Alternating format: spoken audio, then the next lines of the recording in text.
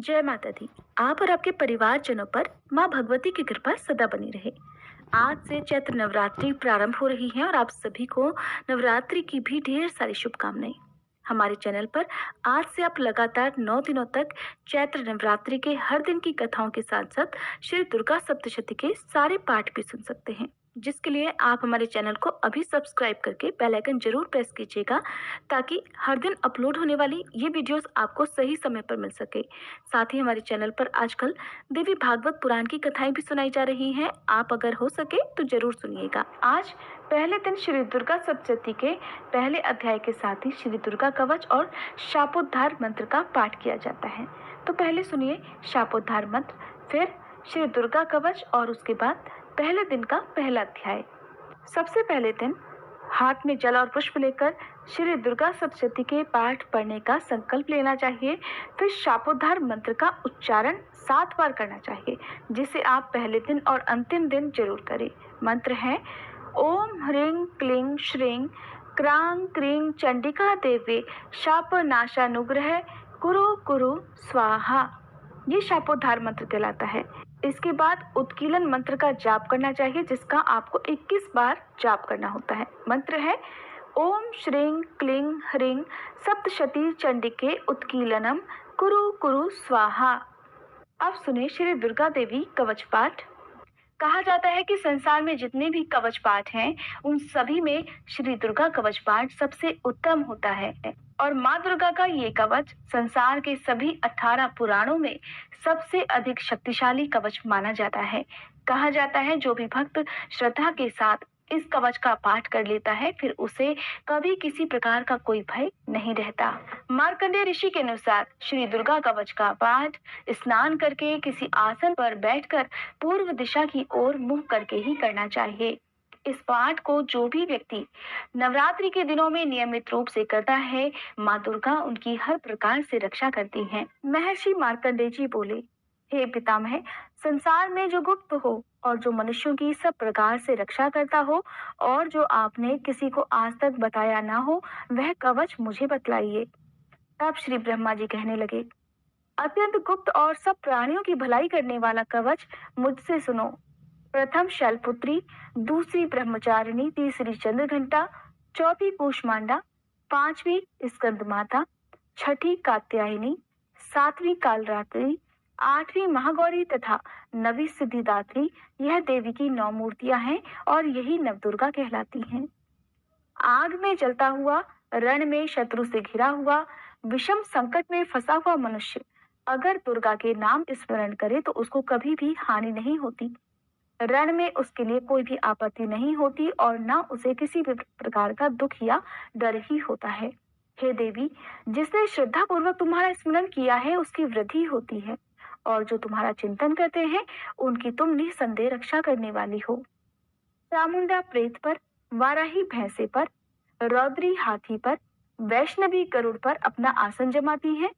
माहेश्वरी बैल पर, कौमारी मोर पर और हाथ में कमल लिए विष्णु प्रिया लक्ष्मी जी कमल के आसन पर विराजती हैं। बैल पर बैठी हुई ईश्वरी देवी ने श्वेत रूप धारण कर रखा है और सब प्रकार के आभूषणों से विभूषित ब्राह्मी देवी हंस पर बैठती हैं। और इस प्रकार यह सब देवियां सब प्रकार के योगों से युक्त और अनेक प्रकार के रत्न धारण किए हुए हैं। भक्तों की रक्षा के लिए संपूर्ण देवियां रथ में बैठी तथा क्रोध में भरी हुई दिखाई देती हैं तथा शंख चक्र गदा शक्ति हल और मूसल खेटक और तोमर परशु तथा पाश भाला और त्रिशूल एवं उत्तम शारंग आदि शस्त्रों को दैत्यों के नाश के लिए और भक्तों की रक्षा करने के लिए और देवताओं के कल्याण के लिए धारण किए हुए हैं। हे महारौद्रे, अत्यंत घोर पराक्रम, महान बल और महान उत्साह वाली देवी, तुमको मैं नमस्कार करता हूँ। हे देवी, तुम्हारा दर्शन दुर्लभ है तथा आप शत्रुओं के भय को बढ़ाने वाली हैं। हे जगदम्बिके, मेरी रक्षा करो। पूर्व दिशा में ऐन्द्री मेरी रक्षा करे, अग्नि कोण में अग्निशक्ति, दक्षिण में वाराही देवी, नैऋत्य कोण में खड्गधारिणी देवी मेरी रक्षा करे। वारुणी पश्चिम दिशा में, वायु कोण में मृगवाहिनी, उत्तर में कौमारी और ईशान कोण में शूलधारिणी देवी मेरी रक्षा करे। ब्राह्मणी ऊपर की ओर से मेरी रक्षा करे और वैष्णवी देवी नीचे की ओर मेरी रक्षा करे। और इसी प्रकार शव पर बैठी चामुंडा देवी दसों दिशाओं में मेरी रक्षा करे। जया देवी आगे, विजया पीछे की ओर, अजिता बाईं ओर, अपराजिता दाहिनी ओर मेरी रक्षा करे। उद्योतनी देवी शिखा की रक्षा करे तथा उमा मस्तक में स्थित होकर मेरी रक्षा करे। इसी प्रकार ललाट में मालाधारी देवी रक्षा करे और यशस्विनी देवी मेरी भौहों का संरक्षण करे। भौहों के मध्य भाग में त्रिनेता नथुनों की यमघंटा देवी रक्षा करे। नेत्रों के मध्य में शंखनी देवी और द्वारवासिनी देवी कानों की रक्षा करे। कपोलों की कालिका देवी और कानों के मूल भाग की भगवती शांकरी रक्षा करे। सुगंधा नासिका में और चर्चिका ऊपर के होठ में, अमृत कला नीचे के होठ की, सरस्वती देवी जीभ की रक्षा करें। नीचे के होठ की सरस्वती देवी जीभ की रक्षा करें। कौमारी देवी दांतों की और चंडिका कंठ प्रदेश की रक्षा करे। चित्र घंटा गले की घाटी की और महामाया तालू की रक्षा करे। कामाक्षी ठोड़ी की सर्व मंगला वाणी की रक्षा करे। भद्रकाली गर्दन की और धनुर्धरी पीठ के मेरुदंड की रक्षा करे। कंठ के बाहरी भाग की नीलग्रीवा और कंठ की नली की नलकूबरी रक्षा करे। दोनों कंधों की खटकिनी और वज्रधारिणी मेरी दोनों बाहों की रक्षा करे। दंडनी दोनों हाथों की और अंबिका देवी समस्त अंगुलियों की रक्षा करे। शूलेश्वरी देवी संपूर्ण नखों की, कुलेश्वरी देवी मेरी कुक्षी की रक्षा करे। महादेवी दोनों स्तनों की, शोक विनाशिनी मन की रक्षा करे। ललिता देवी हृदय की, शूलधारिणी उदर की रक्षा करे। कामिनी देवी नाभि की, गुह्येश्वरी गुह्य स्थान की, पूतना और कामिका लिंग की और महिष वाहिनी गुदा की रक्षा करे। संपूर्ण इच्छाओं को पूर्ण करने वाली महाबला देवी दोनों जंघाओं की रक्षा करे। विंध्यवासिनी दोनों घुटनों की और तेजस्वी देवी दोनों पांवों के पृष्ठभाग की, श्रीधरी पांवों की उंगलियों की, तलवासिनी तलवों की, दृष्ट कराली देवी नखों की, ऊर्ध्व केशनी केशों की, बागेश्वरी वाणी की रक्षा करे। रोमावलियों के छिद्रों की, कौबेरी और त्वचा की बागेश्वरी देवी रक्षा करे।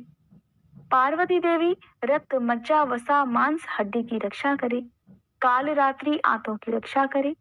मुकुटेश्वरी देवी पित्त की, पद्मावती कमल कोश की, चूड़ामणि कफ की रक्षा करे। ज्वालामुखी नसों के जल की रक्षा करे। अभेद्या देवी शरीर के सब जोड़ों की रक्षा करे। ब्रह्माणी मेरे वीर की, क्षत्रेश्वरी छाया की और धर्म धारिणी मेरे अहंकार मन तथा बुद्धि की रक्षा करे। प्राण अपान समान उदान और व्यान की वज्रहस्ता देवी रक्षा करे। कल्याण शोभना मेरे प्राणों की रक्षा करे। रस रूप गंध शब्द और स्पर्श इन विषयों का अनुभव करते समय योगिनी देवी मेरी रक्षा करे तथा मेरे सत्वगुण रजोगुण और तमोगुण की रक्षा नारायणी देवी करे। आयु की रक्षा वाराही देवी करे। वैष्णवी धर्म की तथा चक्रिणी देवी मेरे यश की, कीर्ति लक्ष्मी धन विद्या की रक्षा करे। इंद्राणी मेरे शरीर की रक्षा करे और हे चंडिके आप मेरे पशुओं की रक्षा करिए। महालक्ष्मी मेरे पुत्रों की रक्षा करे और भैरवी मेरी पत्नी की रक्षा करे। मेरे पथ की सुपथा तथा मार्ग की क्षेमंकरी देवी रक्षा करे। राजा के दरबार में महालक्ष्मी तथा सब ओर व्याप्त रहने वाली विजया देवी चारों ओर से मेरी रक्षा करे। जो स्थान रक्षा से रहित हो और कवच में रह गया हो उसकी पापों का नाश करने वाली जयंती देवी रक्षा करे। अपना शुभ चाहने वाले मनुष्य को बिना कवच के एक पग भी कहीं नहीं जाना चाहिए, क्योंकि कवच रखने वाला मनुष्य जहां जहां भी जाता है वहां वहां उसे अवश्य धन लाभ होता है तथा विजय प्राप्त करता है। वह जिस अभीष्ट वस्तु की इच्छा रखता है वह उसको इस कवच के प्रभाव से अवश्य प्राप्त होता है और वह इसी संसार में महा ऐश्वर्य को भी प्राप्त होता है। इस प्रकार कवचधारी मनुष्य निर्भय होता है और वह तीनों लोकों में माननीय होता है। देवी का यह कवच देवताओं के लिए भी कठिन है। जो नित्य प्रति नियम पूर्वक तीनों संध्याओं को श्रद्धा के साथ इसका पठन पाठन करता है उसे देव शक्ति प्राप्त होती है। वह तीनों लोगों को जीत सकता है तथा अकाल मृत्यु से रहित होकर 100 वर्षों तक जीवित रहता है। उसकी लूता चर्मरोग विस्फोटक आदि समस्त व्याधियां समूल नष्ट हो जाती है और स्थावर जंगम तथा कृत्रिम विष दूर होकर उनका कोई असर नहीं होता है तथा समस्त अभिचारक प्रयोग और इस तरह के जितने यंत्र मंत्र तंत्र इत्यादि होते हैं तथा इस कवच के हृदय में धारण कर लेने पर नष्ट हो जाते हैं। इसके अतिरिक्त पृथ्वी पर विचरने वाले भूचर, नभचर, जलचर प्राणी, उपदेश मात्र से सिद्ध होने वाले निम्न कोटि के देवता, जन्म के साथ प्रकट होने वाले देवता, कुल देवता, कंठमाला आदि डाकिनी शाकिनी, अंतरिक्ष में विचरने वाली अत्यंत बलवती भयानक डाकिनियां, ग्रह, भूत, यक्ष, गंधर्व, राक्षस, ब्रह्म राक्षस, वैताल, कूष्मांड और भैरव आदि अनिष्ट कारक देवता भी उस मनुष्य को, जिसने की अपने हृदय में यह कवच धारण किया हुआ है, देखते ही भाग जाते हैं। इस कवच के धारण करने से मान और सम्मान बढ़ता है। जो मनुष्य इस कवच का पाठ करके उसके पश्चात सप्तशती चंडिका पाठ करता है, उसका यश जगत में फैलता है। और जब तक वन, पर्वत और कानन आदि इस भूमंडल पर स्थित हैं, तब तक यहाँ पुत्र, पौत्र आदि संतान परंपरा बनी रहती है। और फिर मृत्यु होने पर ऐसा मनुष्य परम पद को प्राप्त होता है, जो देवताओं के लिए भी कठिन है। और अंत में सुंदर रूप को धारण करके भगवान शंकर के साथ आनंद करता हुआ परम मोक्ष को प्राप्त होता है। अब सुनिए श्री दुर्गा सप्तशती पाठ का पहला अध्याय, जिसमें मेधा ऋषि का राजा सुरथ और समाधि को देवी की महिमा बताने का वर्णन किया गया है। महर्षि मार्कंडे बोले, सूर्य के पुत्र सावर्णी की उत्पत्ति की कथा विस्तार पूर्वक कहता हूँ, सुनो। सावर्णी महामाया की कृपा से जिस प्रकार मनवंतर के स्वामी हुए, उसका हाल भी सुनो। पहले स्वारिचिश नामक मनवंतर में चैत्रवंशी सुरथ नाम के एक राजा थे। सारी पृथ्वी पर उनका राज्य था। वह प्रजा को अपने पुत्र के समान मानते थे, तो भी कोला विध्वंसी राजा उनके शत्रु बन गए। दुष्टों को दंड देने वाले राजा सुरथ की उनके साथ लड़ाई हुई। कोला विध्वंसियों के संख्या में कम होने पर भी राजा सुरथ युद्ध में उनसे हार गए। तब वह अपने नगर में आ गए। केवल अपने देश का राज्य ही उनके पास रह गया और वह उसी देश के राजा होकर राज्य करने लगे। किंतु उनके शत्रुओं ने वहां पर भी उन पर आक्रमण कर दिया। राजा को बलहीन देखकर उसके दुष्ट मंत्रियों ने राजा की सेना और खजाना अपने अधिकार में कर लिया। राजा सुरथ अपने राज्याधिकार को हारकर शिकार खेलने के बहाने घोड़े पर सवार होकर वहां से भयंकर वन की ओर चले गए। उस वन में उन्होंने महर्षि मेधा का आश्रम देखा। वहां महर्षि मेधा अपने शिष्यों तथा मुनियों से सुशोभित बैठे हुए थे और वहां कितने ही हिंसक जीव परम शांति भाव से रहा करते थे। राजा सुरथ ने महर्षि मेधा को प्रणाम किया और महर्षि ने भी उनका उचित सत्कार किया। राजा सुरथ महर्षि के आश्रम में कुछ समय तक ठहरे। अपने नगर की ममता के आकर्षण से राजा अब अपने मन में सोचने लगे कि पूर्व काल में पूर्वजों ने जिस नगर का पालन किया था, वह आज मेरे हाथ से निकल गया। मेरे दुष्ट और दुरात्मा मंत्री मेरे नगर की अब धर्म से रक्षा कर भी रहे होंगे या नहीं। मेरा प्रधान हाथी, जो कि सदा मद की वर्षा करने वाला और शूरवीर था, मेरे वैरियों के वश में होकर न जाने क्या दुख भोग रहा होगा। मेरे आज्ञाकारी नौकर, जो मेरी कृपा से धन और भोजन पाने से सदैव सुखी रहा करते थे और मेरे पीछे पीछे चलते थे, वह तो अब निश्चय ही दुष्ट राजाओं का अनुसरण करते होंगे और मेरे दुष्ट और दुरात्मा मंत्रियों द्वारा व्यर्थ ही धन को व्यय करने से संचित हुआ मेरा खजाना एक दिन अवश्य ही खाली हो जाएगा।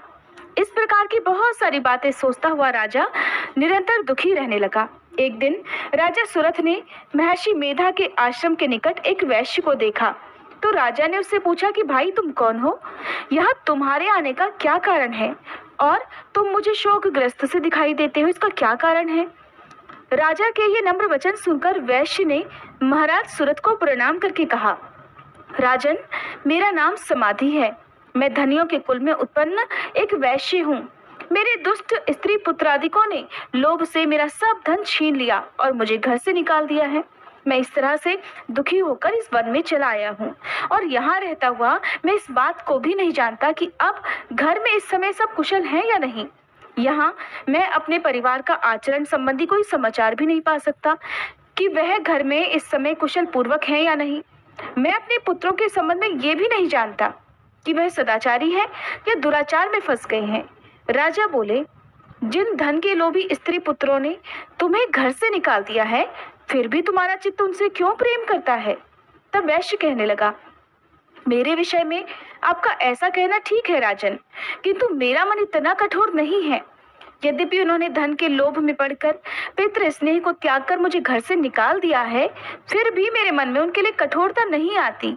हे महामते, मेरा मन फिर भी उनके मोह में क्यों फंस रहा है, इस बात को जानता हुआ भी मैं नहीं जान पा रहा। मेरा चित्त तो बस उनके लिए दुखी है। मैं उनके लिए लंबी लंबी सांसें ले रहा हूँ।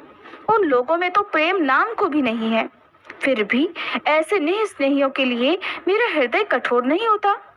महर्षि मार्कंडेय जी कहने लगे, हे ब्राह्मण, इसके पश्चात महाराज सुरथ और वह वैश्य दोनों महर्षि मेधा के समीप गए और उनके साथ यथा योग्य न्याय संभाषण करके दोनों ने वार्ता आरंभ की। राजा बोले, हे भगवान, मैं आपसे एक बात पूछना चाहता हूँ, सो आप कृपा करके मुझे बताइए। मेरा मन मेरे अधीन नहीं है, इससे मैं बहुत दुखी हूँ। राज्य धनाधिक की चिंता अभी तक मुझे बनी हुई है और मेरी यह ममता अज्ञानियों की तरह बढ़ती ही जा रही है। और ये समाधि नामक वैश्य भी अपने घर से अपमानित होकर आया है। इसके स्वजनों ने भी इसे त्याग दिया है। स्वजनों से त्यागा हुआ भी ये उनसे हार्दिक प्रेम रखता है। इस तरह से हम दोनों ही दुखी हैं। हे महाभाग, उन लोगों के अवगुणों को देखकर भी हम दोनों के मन में उनके लिए ममता जनित आकर्षण उत्पन्न हो रहा है। हमारे ज्ञान रहते हुए भी ऐसा क्यों है? अज्ञानी मनुष्यों की तरह हम दोनों में ये मूर्खता क्यों है? महर्षि मेधा ने कहा, विषम मार्ग का ज्ञान सभी जंतुओं को है। सभी के लिए विषय पृथक पृथक होते हैं। कुछ प्राणी दिन में नहीं देखते, कुछ रात को, परंतु कोई जीव ऐसे हैं जो दिन तथा रात दोनों में देख सकते हैं। ये सत्य है कि मनुष्यों में ज्ञान प्रधान है, किंतु केवल मनुष्य ही ज्ञानी नहीं होता, पशु पक्षी आदि भी ज्ञान रहते हैं। जैसे ये पशु पक्षी ज्ञानी है, वैसे ही मनुष्यों का ज्ञान है, और जो ज्ञान मनुष्यों में है वैसे ही पशु पक्षियों में है, तथा अन्य बातें भी दोनों में एक जैसी पाई जाती हैं। ज्ञान होने पर भी जरा इन पक्षियों की ओर देखो तो, कि अपने भूख से पीड़ित बच्चों की चोंच में कितने प्रेम से अन्न के दाने डालते हैं। राजन, ऐसा ही प्रेम मनुष्यों में अपनी संतान के प्रति पाया जाता है। लोभ के कारण अपने अपकार का बदला पाने के लिए मनुष्य पुत्रों की इच्छा करते हैं और इस प्रकार मोह के गड्ढे में गिरा करते हैं। भगवान श्री हरि की जो माया है, उसी से ये संसार मोहित हो रहा है। इसमें आश्चर्य की कोई बात नहीं, क्योंकि वह भगवान विष्णु की योग निद्रा है। ये माया ही तो है जिसके कारण संसार मोह में जकड़ा हुआ है। यही महामाया भगवती देवी ज्ञानियों के चित्त को बलपूर्वक खींचकर मोह में डाल देती है और उसी के द्वारा संपूर्ण जगत की उत्पत्ति होती है। यही भगवती देवी प्रसन्न होकर मनुष्यों को मुक्ति प्रदान करती हैं। यही संसार के बंधन का कारण है और यही संपूर्ण ईश्वरों की भी स्वामिनी है। महाराज सुरथ ने पूछा, भगवान, वह देवी कौन सी है जिसको आप महामाया कहते हैं? हे ब्राह्मण, वह कैसे उत्पन्न हुई और उसका कार्य क्या है? उसके चरित्र कौन कौन से हैं?